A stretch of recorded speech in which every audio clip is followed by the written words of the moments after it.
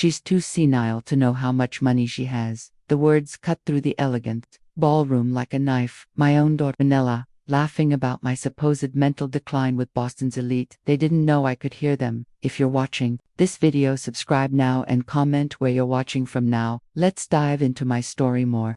Champagne, Mrs. Richardson. The waiter tilted the bottle toward Victoria's already half-empty glass. My daughter-in-law nodded her diamond earrings, catching the light as she leaned closer to the circle of Boston's light surrounding her. She's too senile to know how much money she has. Victoria's voice carried across the ballroom, followed by practiced laughter. Yesterday, she asked if Reagan was still president. I kept my expression vacant, my eyes unfocused on the elaborate flower centerpiece across the room. My fingers discreetly pressed the small recorder in my pocket. My 35th year in the judicial system had taught me the value of evidence. 6 weeks earlier, I'd fallen down the stairs of my Back Bay home. The accident happened the day after I'd mentioned to James my intention to review the educational foundation documents my late husband Robert and I had established. Now, with a surgically repaired hip and under the influence of medication I was secretly disposing of, I found myself a prisoner in my son's Beacon Hill mansion. A crash from the kitchen turned heads. I used the distraction to adjust the recorder and survey the room. Near the windows stood Dr. Foster, the same doctor who'd insisted I needed family supervision rather than home nursing care by the bar.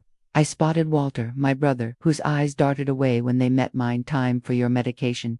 Dear Victoria's saccharine voice interrupted my thoughts as she wheeled me away from the party. Her fingers dug into my shoulder, a subtle reminder of who controlled my mobility. From the window of what was now my bedroom, I could see the federal courthouse where I'd presided over complex financial fraud cases for 2 decades. The irony wasn't lost on me. I'd spent my career protecting people from sophisticated predators only to find myself vulnerable to the ones sharing my name. You should rest now, Victoria's tone suggested. It wasn't a suggestion. Dorfoster says too much stimulation isn't good for your condition. I nodded, meekly watching her check the security camera in the corner. Before leaving, the door clicked shut, followed by the faint sound of a key turning locked in again. When her footsteps faded, I pulled the small voice recorder from my pocket and placed it beneath my pillow next to the letter I discovered yesterday. Correspondence between my son and Judge Hammond, suggesting a partnership in real estate ventures, the same ventures I'd begun investigating before my sudden health concerns forced my retirement. 3 years ago my fingers trembled, but not from edgier illness, from rage. They'd orchestrated everything. My retirement. When I got too close to their scheme, my husband's altered will, during my period of grief, and now this, a calculated confinement designed to transfer my assets.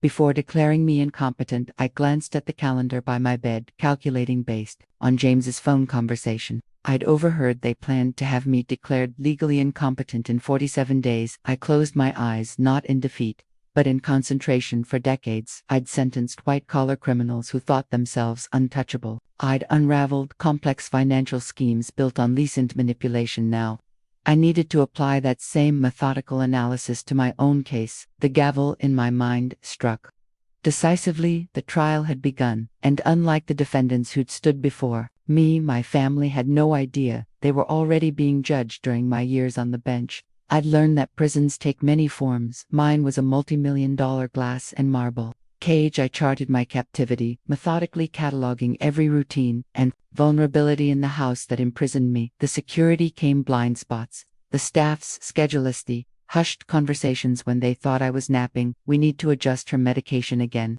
Victoria whispered to the nurse she'd personally hired. She was too alert during the dinner party in my room once. Robert's study was searched, daily letters, opened calls, monitored medications, administered with military precision, though the doses were mysteriously different from my doctor's original prescription. Victoria had reprogrammed my schedule, ensuring I was drowsy when visitors came and alert during the nighttime hours when I was alone. I discovered why they wanted me here, specifically during one of my midnight explorations behind the painting of Boston Harbor in my room. Robert's old office was the wall safe containing the foundation documents. If they sold my Back Bay home, as James kept suggesting, they'd have unfettered access without suspicion. My body might be weakened, but my mind, the mind that had dissected the most intricate financial frauds in New England, was sharpening its focus. Eleanor, are you awake, my brother? Walter entered without knocking, his forced smile not reaching his eyes. I brought those books you asked for. I studied him carefully, the slight tremor in his hands, the avoidance of direct eye contact, The new watch that likely cost more than his failing business could afford. Thank you,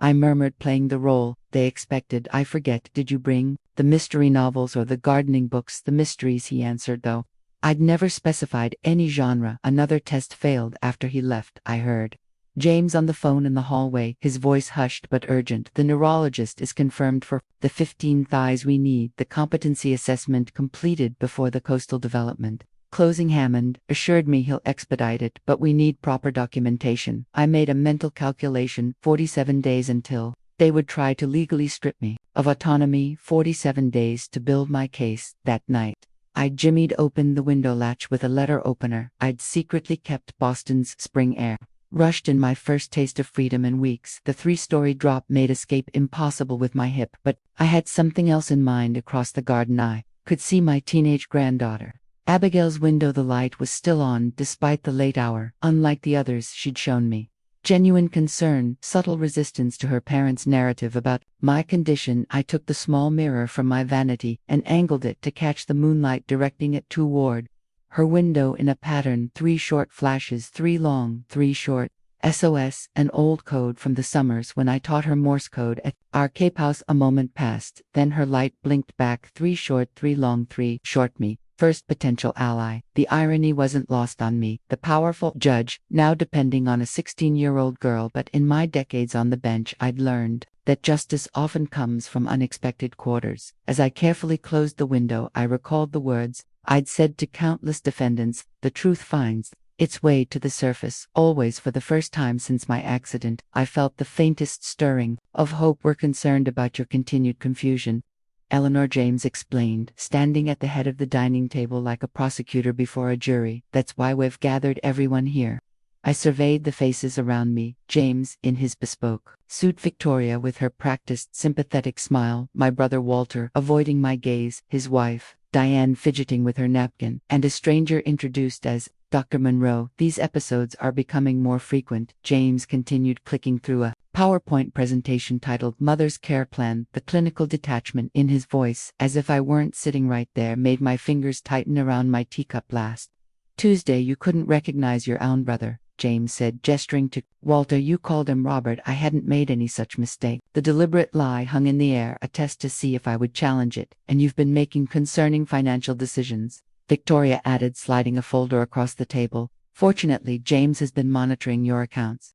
Dr. Monroe nodded gravely. Memory lapses and financial confusion are often early indicators of cognitive decline, especially after trauma like your fall. I tilted my head, slightly adopting the confused expression they expected. I don't remember any confusion with my finances. That's exactly the point, Mother, James said, his voice softening with practiced concern. You don't remember. I watched documents being passed around, papers I'd never seen bearing signatures I supposedly provided. 3 years as a prosecutor and 20 as a judge had taught me to recognize forgery when I saw it. I'd like a second opinion, I said mildly. Monroe smiled condescendingly. You've already seen 3 specialists, Mrs. Richardson. All agreed that complex financial decisions are too stressful for you right now. Another lie.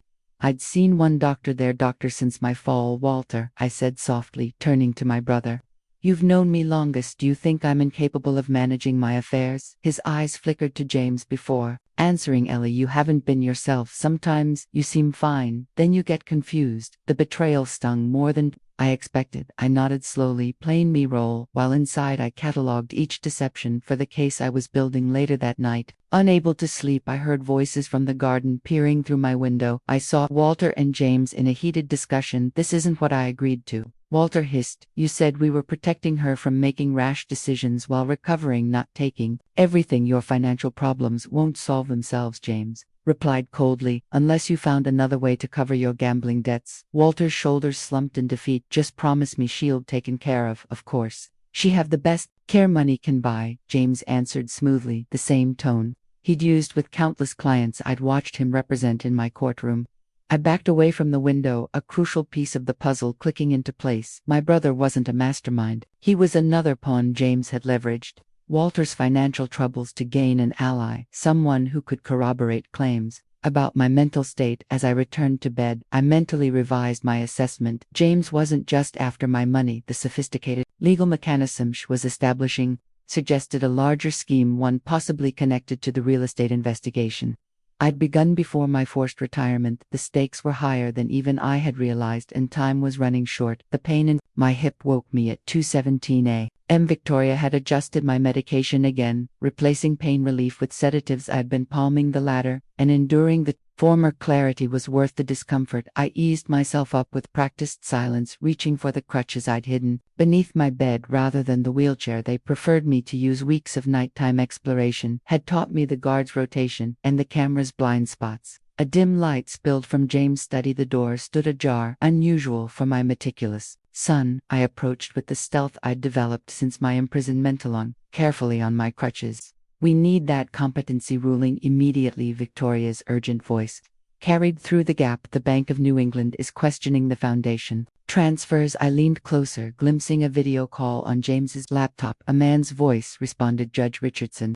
"Built an impeccable reputation over decades. We need more evidence of incapacity." Hammond promised to expedite the administrative process. James snapped, "But even he can't ignore procedures completely." I recognized the name immediately. Judge Hammond, the same colleague who had questioned my stability when I began investigating general approvals for luxury developments 3 years ago. "My name is on documents she shouldn't have signed," James continued. "If she regains control and reviews those papers, the implications." Struck me like physical blows. James hadn't just manipulated my retirement or current situation, he'd been forging my signature on legal documents, possibly for years. As I shifted weight, my crutch brushed against a decorative vase. The soft scrape froze the conversation instantly. "What was that?" Victoria hissed. I retreated as quickly as my damaged hip allowed, but not fast enough. James found me in the hallway, feigning disorientation. "Mother, what are you doing out of bed?" "Bathroom," I mumbled, playing the confused elder. They believed me to be Victoria, appeared behind him, her expression shifting from alarm to calculation. "I'll adjust her evening medication. Clearly, it's wearing off too quickly." After they escorted me back to my room, I waited, counting minutes until I was certain they'd returned to their meeting. Then I retrieved the small notebook I'd hidden in the hollow book spine, another trick from my days prosecuting financial crimes. In it, I'd been documenting every overheard conversation, every suspicious visitor, every discrepancy in my care. James's laptop password had been surprisingly easy to deduce during my previous nocturnal explorations. Victoria's 0714. His wife's name and birthday. People rarely deviate from personal patterns, a fact I'd exploited in countless fraud cases. What I discovered confirmed my worst suspicions. Emails detailing how James had altered Robert's will while I was heavily medicated after his sudden death. Evidence of partnership between James and Hammond to force my early retirement. When I began investigating their real estate venture, documentation of systematic transfers from my accounts to offshore entities. I added tonight's revelations to my growing case file, my judicial mind methodically organizing evidence, even as my heart splintered at the betrayal's depth. The son I'd raised, the legal mind I'd helped shape, had turned every lesson I'd taught him against me. My hand trembled slightly as I wrote, not from age or illness, but from a cold, clarifying anger. For the first time since my accident, I fully understood the scope of what I was fighting and what I stood to lose if I failed. "Did you enjoy your tea, Eleanor?" Victoria asked, collecting my empty cup with that patronizing smile I'd grown to despise. "Chamomile is my favorite," I lied. I'd always hated chamomile, a fact my late husband would have known instantly. Victoria's ignorance of such details revealed the superficiality of her care as she left. I mentally reviewed my situation. 42 days remaining until the competency hearing. They thought I didn't know about my mobility, limited by a healing hip fracture. My communications monot, my medications controlled against me, stood. My son, a brilliant attorney with powerful connections, a daughter-in-law with social influence among Boston's elite, a corrupt federal judge, and a brother financially compromised into compliance. Direct confrontation would be disastrous. They'd already laid groundwork depicting me as confused and unstable. It would be my word against a concerned family and multiple expert witnesses. The solution came from an unexpected case I'd presided over years ago, a corporate whistleblower who survived by reflecting the expected image while gathering evidence. If they wanted a confused old woman, that's exactly what I would give them. On the surface, I began immediately, deliberately misplacing items, appearing absorbed in mindless television, while eavesdropping on every conversation, and occasionally calling Victoria by my late mother's name. I'm worried about her, James said to Victoria. That evening, not realizing I could hear them from the adjacent room, she seems to be deteriorating faster than Dr. Foster predicted. That's actually good news. Victoria replied, the hearing will go much smoother if her condition is obvious to everyone. I secretly adjusted my medication regimen, hiding pills in a small gap behind the bed frame's decorative molding beyond the camera's view. Decades presiding over financial fraud cases had taught me that even sophisticated schemes have vulnerabilities, often in communication between conspirators. My first opportunity came when I discovered Abigail's resentment toward her controlling parents during our crossword puzzle lessons. The only interaction Victoria approved. I tested boundaries. Do your parents check your messages? I asked casually. The flash of recognition in her eyes told me everything. My granddaughter was as trapped as I was, just in a different cage. They have parental controls on my phone, she whispered, but not on my school tablet. That night, after confirming Abigail's willingness to help, they're treating you like you're already gone, Grandma. I drafted a carefully coded email to my former judicial assistant, Margaret Holloway. Urgent review of Case 67R.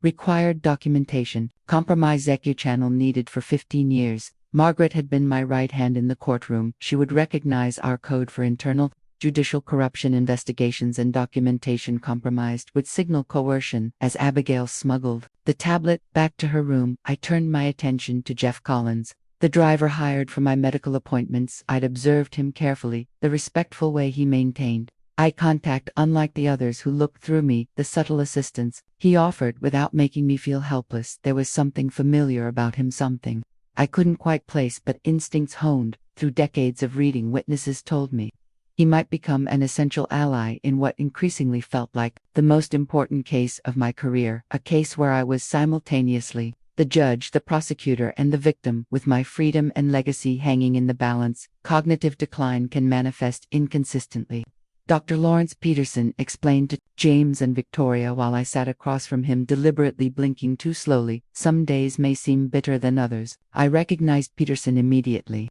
5 years ago, I'd presided over a case involving his clinic's insurance fraud. The evidence was substantial, though the case was ultimately dismissed on technical grounds.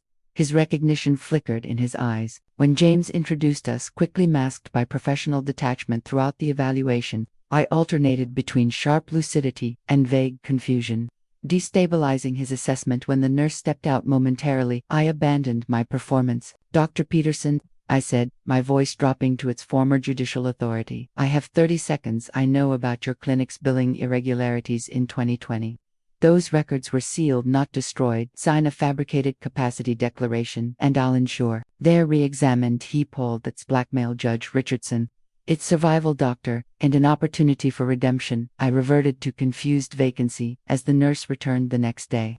Jeff Collins helped me into the car for my physical therapy appointment. As we pulled away from the mansion, he spoke without turning. You don't remember me, do you, Judge Richardson? I studied him in the mirror. Should I? 10 years ago, Commonwealth versus Collins Bank, fraud case recognition dawned. Jeffrey Collins, a junior financial officer pressured by superiors to falsify records. I'd recognized his coercion and ordered rehabilitation instead of prison. You gave me a second chance, he said quietly. Eyes on the road said, you saw the difference between someone forced into wrongdoing and someone embracing it, and now you work for my son. Changed my name. Zealot. Your son's background check was superficial. He met my eyes in the rearview mirror. I recognized the signs when they hired me, the way they speak about you when you're not present, the medication schedules, and yet you've said nothing. I've been waiting, watching. He handed me a secure phone, keeping his eyes on the road. Your former clerk sends her regards. She's embedded in your son's law firm as a temporary secretary.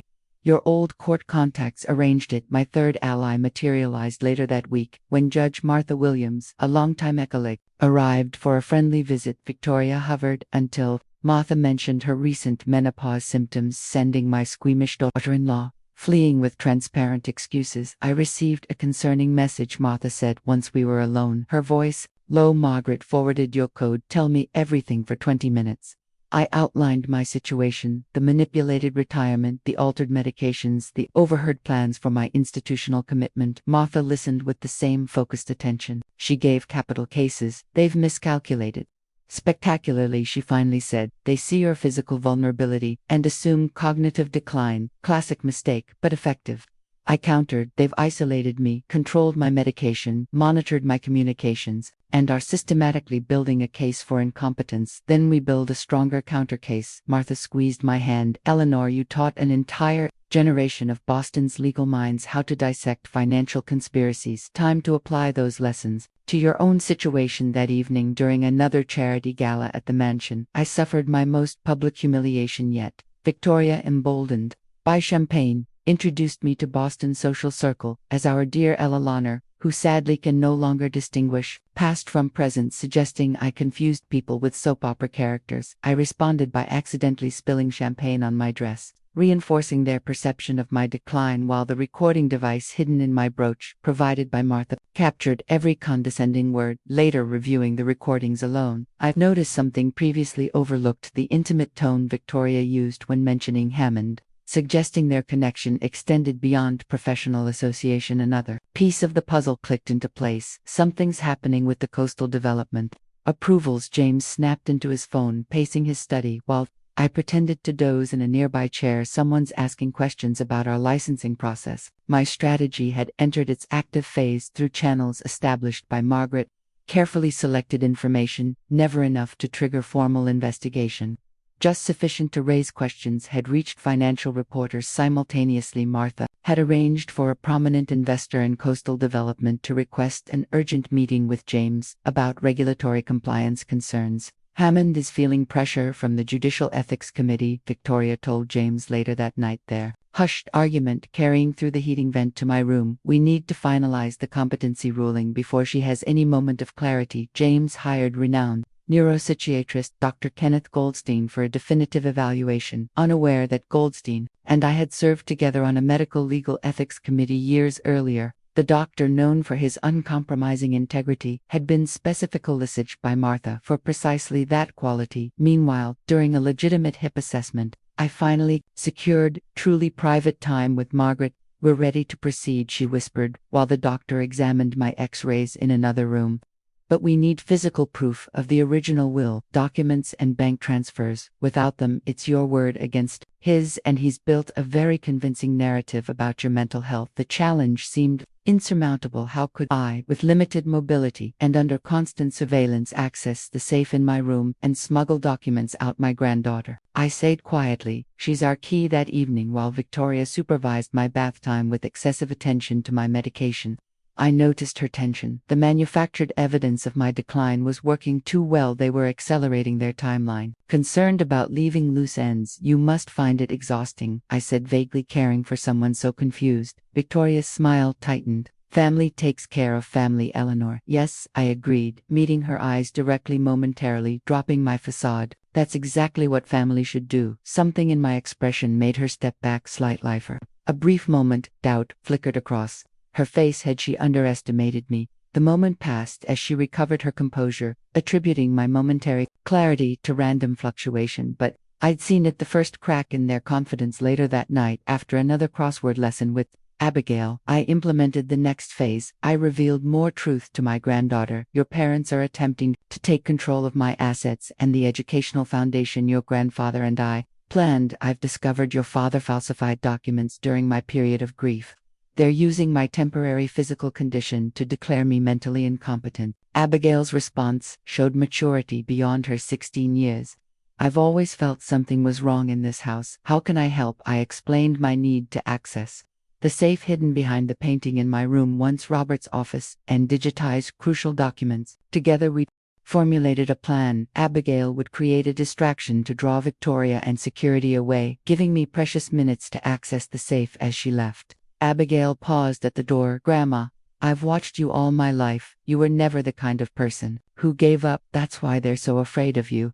Her words strengthened my resolve. The judge, who had spent decades ensuring justice for others, would not fail to secure it for herself. The Boston weather forecast predicted a severe storm system, high winds and torrential rain. I'd been monitoring it closely, knowing weather extremes often cause power disruptions and security system interference. Backup generators are fueled and ready. I overheard James telling the security staff standard protocol during outages: priority to surveillance systems, then climate control. Perfect. When the storm hit with full force, the mansion's lights flickered momentarily before plunging into darkness. Emergency lighting activated, but security systems required approximately 3 minutes to transition to backup power the critical window. I'd anticipated on cue. Abigail executed her role, brilliantly screaming as she fell down the main staircase. Victoria and the security guard rushed to her aid exactly as planned. I moved swiftly, months of secretly practicing with my crutches, paying off as I reached the painting concealing the safe. My fingers, steady despite everything, entered the combination I'd memorized decades ago when Robert first installed it. Inside lay exactly what I needed: Robert's original will with clear stipulations about the educational foundation, bank statements showing unauthorized transfers, and most valuable handwritten letters from Robert detailing his wishes for our estate. Using the small camera Martha had provided, I photographed each crucial document. By the time systems restored and security returned to normal patrol patterns, everything was back in place. No evidence of my intrusion. The storm continued through the night. In the morning, while Boston still dealt with flooding and power outages, Dr. Goldstein arrived for my scheduled evaluation. Federal agents, using the same weather conditions as cover for a discreet operation, positioned themselves strategically nearby. Despite Victoria's protests, Goldstein insisted on conducting the assessment privately. After extensive cognitive testing, he announced firmly, Judge Richardson demonstrates not only full cognitive capacity but one of the sharpest minds I've encountered professionally. Any suggestion of mental incapacity is, in my professional opinion, completely unfounded. As Victoria attempted to dispute his assessment, federal agents presented themselves with search warrants for both the residence and James' office. The timing was no coincidence. It was the culmination of weeks of meticulous planning coordinated by Martha Williams and federal prosecutor Donovan, based on evidence I had gradually provided. What is the meaning of this? James demanded, arriving home to find agents cataloging his files. James Richardson, Prosecutor Donovan stated formally, we're investigating allegations of elder abuse, fraud, forgery, and judicial corruption. James's face drained of color as he looked at me, still in my wheelchair but sitting straighter. Now the confusion vanished from my eyes. Mother, he managed, this is all a misunderstanding. Your Honor, I corrected quietly, my judicial tone returning for the first time in months. You will address me as Your Honor.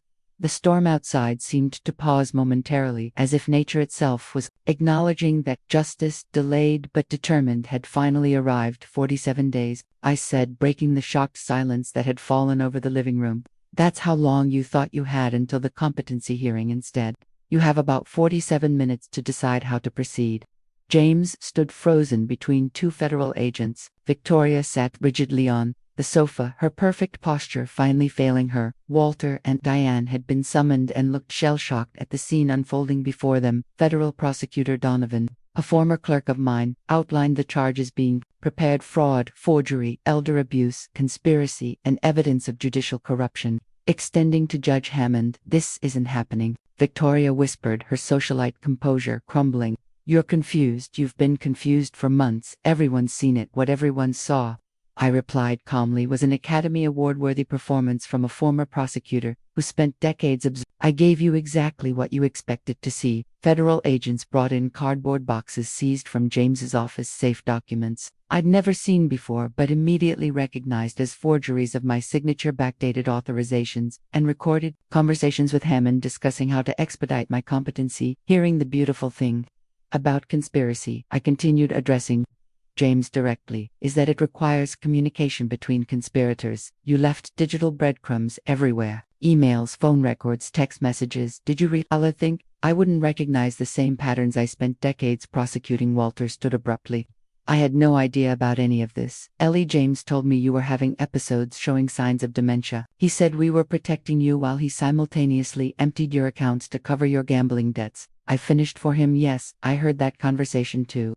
Victoria's eyes darted between the agents, calculating her options. I was just following James's instructions. He handles all the financial matters. I was only concerned with Eleanor's care. Is that why you adjusted my medication without medical authorization? I asked.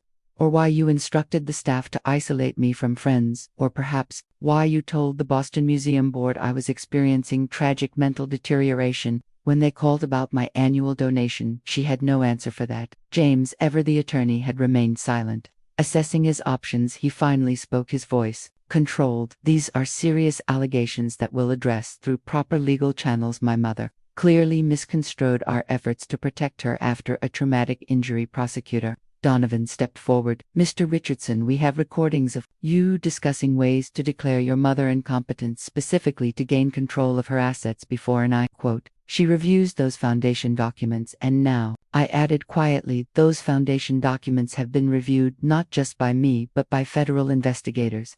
The room fell silent again, broken only when Abigail entered. She walked directly to my side, a physical declaration of allegiance that spoke volumes. Victoria gasped. Abigail, come here immediately. No, my granddaughter replied simply, I'm staying with Grandma. This family intervention is now over. I announced the real intervention has just begun. As federal agents began formal processing procedures, I wheeled myself to the window below. News fans were already assembling. Boston's legal community would be rocked by the scandal involving a prominent attorney and a federal judge. But my attention was drawn to a car pulling up. Margaret had arrived with Dr. Lawrence Peterson, who had ultimately chosen integrity over self-preservation. Everyone had a choice to make now, including my son. I closed my eyes, briefly feeling the weight of both triumph and tragedy. The judge had delivered her verdict, but the mother in me still grieved for what had been lost. Rain lashed against the courthouse windows, echoing the storm that had provided cover for my evidence-gathering days. Earlier now, that same evidence was being presented in a preliminary hearing before Judge Caroline Matsumoto, a jurist known for her uncompromising stance on elder abuse cases. James sat with his defense team separated from Victoria, who had retained her own counsel. Their strategy of mutual blame had begun almost immediately upon arrest. My son hadn't looked at me once since entering the courtroom. The evidence suggests a premeditated conspiracy spanning at least 3 years, Prosecutor Donovan stated, beginning with the forced retirement of Judge Richardson when she initiated an investigation into irregular real estate licensing approvals. I sat with perfect posture in the first row, no longer in a wheelchair though. I still used a cane. My physical therapy had accelerated dramatically once. I'd stopped being administered the sedatives Victoria had substituted for my prescribed pain medication. Documents recovered from Mr. Richardson's office safe reveal systematic forgery of Judge Richardson's signature on multiple financial instruments. Donovan continued, including transfers from the Richardson Holloway Educational Foundation. My thoughts drifted momentarily to Robert. What would he think of our son? Now the child we'd raised with such emphasis on integrity and justice had become everything we'd spent our careers fighting against. Judge Matsumoto's voice brought me back to the present and the medical testimony. Dr. Goldstein approached the stand, his testimony methodically dismantling the narrative. James and Victoria had constructed a boot-me cognitive decline.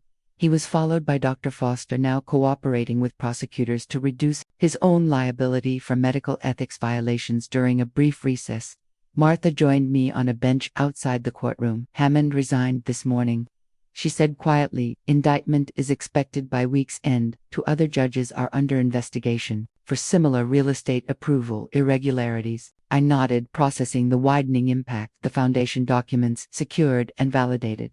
We filed emergency injunctions, freezing all transferred assets. She hesitated. Eleanor, you should know the preliminary forensic accounting suggests James has been diverting funds for nearly 5 years. This began before Robert's death. The revelation landed like a physical blow, not just opportunistic betrayal following my injury, but long-term calculated deception, extending back years. I'd been investigating my own son without knowing it. Judge Richardson, I looked up to see Walter approaching tentatively. Diane beside him. My brother's face showed the ravages of guilt and shame.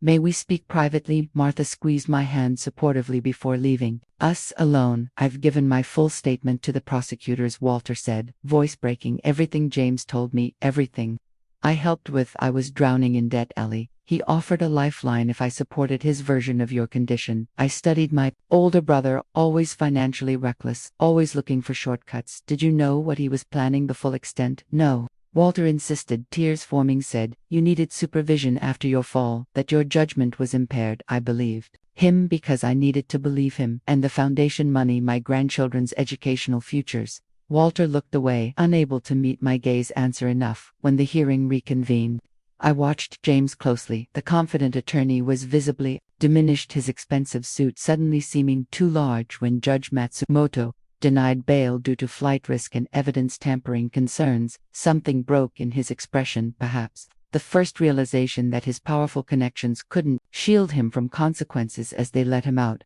Our eyes finally met in that moment. I wasn't Judge Lenina Richardson, renowned for her rigid application of justice. I was simply a mother seeing the complete moral collapse of her child. I maintained my composure until reaching the private room Martha had arranged. Only then, only shielded from public view, did I allow myself one moment of profound grief for everything lost, not just assets and trust, but family itself. Then I straightened my spine, dried my eyes, and prepared to face the cameras waiting outside. The case was far from over, and justice, as I'd told countless courtrooms, must not only be done but be seen to be done. All rise. Court is now in session. The Honorable Judge Caroline Matsumoto, presiding. 6 months had passed since the preliminary hearing. Now, following dozens of motions, countermotions, and plea negotiations, the case against my son had reached its conclusion. James had accepted a plea agreement that implicated Hammond and several officials in a wider corruption scheme. I sat in front row, dressed in the same austere black suit I'd worn during my final day on the bench. Beside me, Abigail squeezed my hand supportively. My granddaughter had moved in with me permanently, thriving away from her parents' manipulative household. Before I accept this plea arrangement, Judge Matsumoto addressed the court. I wish to hear from the victim. Judge Richardson, would you like to make a statement? I approached the podium, feeling the weight of everyone's attention. For decades I'd been the one behind the bench. Now I stood before it, a position I'd never anticipated. Your Honor, I began, my voice steady. Justice serves two essential functions in society: to hold accountable those who violate our laws, and to provide a path for rehabilitation when possible. I could feel James watching me from the defendant's table, his expression unreadable. James Richardson violated not only statutory laws but fundamental human trust. As a prosecutor, I pursued justice against financial predators. As a judge, I sentenced those who exploited others' vulnerabilities. But as a mother, my voice faltered briefly before regaining strength. As a mother, I failed to see the moral corruption developing. In my own home, the courtroom remained perfectly silent. The plea agreement before this court acknowledges his crimes while creating a framework for potential rehabilitation. I support it not from maternal sentimentality, but from judicial principle. Our system must punish wrongdoing while remaining open to redemption, however difficult or distant that redemption might be. Judge Matsumoto nodded thoughtfully. And regarding Victoria Richardson, my daughter-in-law's separate case should proceed. According to evidence and law, her calculated manipulation of my medication alone demonstrates premeditated intent to harm. I ask for no special consideration, either for or against her, based on family connection. After I returned to my seat, Judge Matsumoto formally accepted the plea agreement. James would serve 7 years with eligibility for parole after 5, contingent upon continued cooperation with ongoing corruption investigations. As proceedings concluded, James was permitted a moment to speak with me before being taken into custody. Why did you support the plea deal? He asked, genuine confusion in his voice. After everything I did, because justice isn't vengeance, I replied evenly. I spent my career ensuring proportionate consequences, not merely punitive ones. That's it, a legal principle. I studied my son's face, searching for any remnant of the child I'd raised. No, James, I supported it because despite everything, I remember who you were before ambition corrupted you. Whether that person still exists somewhere is a question only time will answer. His eyes dropped. I didn't start out planning all this. It began with one compromise, then another seemed easier. Then I know, I interrupted gently. I've heard that progression from countless defendants. The question now is whether you'll use these years to rebuild integrity or simply to plan your next scheme. As guards prepared to escort him out, James hesitated. The foundation documents. Did Dad really intend for it to be structured that way, with so many restrictions and oversight provisions? Yes, because he understood what you refused to learn, that power without accountability inevitably leads to corruption, even within families, especially within families. The guards led him away, leaving me alone with Martha and Abigail in the emptying courtroom. Are you all right? Martha asked softly. I considered the question carefully. No, I finally answered, but I will be outside. Reporters waited for statements. Inside, I gathered my strength for one final judicial act, facing the public not as a victim seeking sympathy, but as the embodiment of justice itself. Wounded but unbowed, personally devastated but professionally vindicated. Ready, Grandma? Abigail asked, offering armed for support. I nodded, straightening to my full height and setting aside my cane. Justice stands on her own. I murmured more to myself than to her, even when it hurts. The Richardson case has fundamentally changed elder protection laws in Massachusetts, Dean Harrington declared from the podium. The Harvard Law School auditorium was filled with students, faculty, and media. For the Symposium on Elder Justice, I sat on stage among distinguished panelists, no longer using even a cane. 6 months of proper physical therapy had restored most of my mobility. Thou Boston winters would likely always bring an ache to my hip. Judge Richardson's experience has exposed critical vulnerabilities in our guardianship systems, continued Harrington. The legislation now moving through the State House bears her name, the Richardson Act, establishing stringent new protections against predatory behavior, disguised as family care. After the symposium, I returned to my restored Back Bay home. The Richardson Holloway Educational Foundation was fully operational, already supporting 15 scholarship students from underprivileged communities. Margaret had agreed to serve as its executive director, bringing her meticulous attention to detail to its administration. Walter and I had reached an uneasy reconciliation. His cooperation with prosecutors had earned him immunity, but he'd lost nearly everything in the process. Now sober for 4 months, he was slowly rebuilding his life, beginning with honest work, managing a small bookstore. Victoria had received a 3-year sentence for elder abuse and medication tampering. Among other charges, her social circle had evaporated. The moment her crimes became public, the former socialite who had once mocked my confusion at elegant parties now wore prison-issued clothing while participating in mandatory community service with elderly residents. Judge Hammond and 3 other officials had been indicted in a corruption investigation that continued to widen. The real estate licensing scandal had revealed systemic problems that would take years to fully address, and James, my son, was serving his sentence at a medium-security federal facility, teaching legal literacy classes to other inmates. His letters came monthly tentative attempts at explaining, then gradually evolving into genuine reflection. I read each one carefully, responding with measured honesty. Whether genuine redemption was possible remained uncertain, but the door remained fractionally open. Grandma, they're here, Abigail called from downstairs. I descended to find my first group of mentees waiting, 5 women recently appointed to judicial positions. The judicial mentorship program had been Martha's idea. Your experience shouldn't just change laws, it should shape the next generation of judges. As we settled in my study, one young judge asked the question others hesitated to voice: how do you continue believing in justice after experiencing such profound injustice?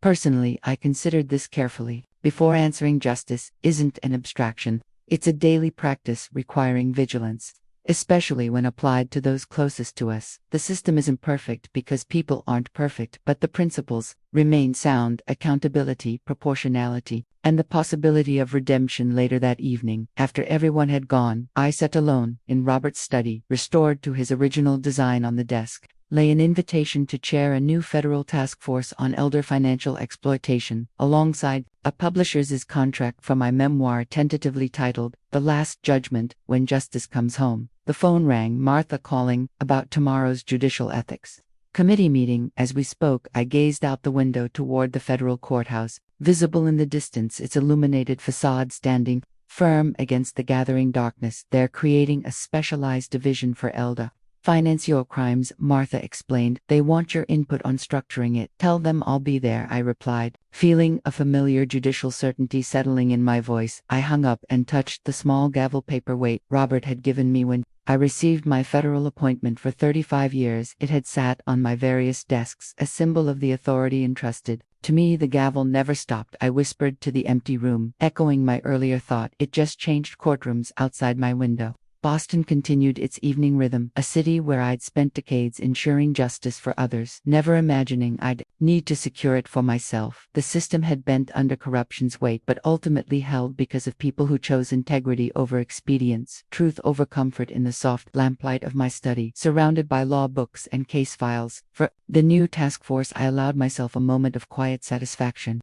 Not triumph, the personal cost had been too great for that, but the steady resolve of a judge who had faced her most difficult case and rendered a verdict true to her lifelong principles. Justice, delayed but determined, had finally come home. Thanks for listening. Don't forget to subscribe and feel free to share your story in the comments. Your voice matters.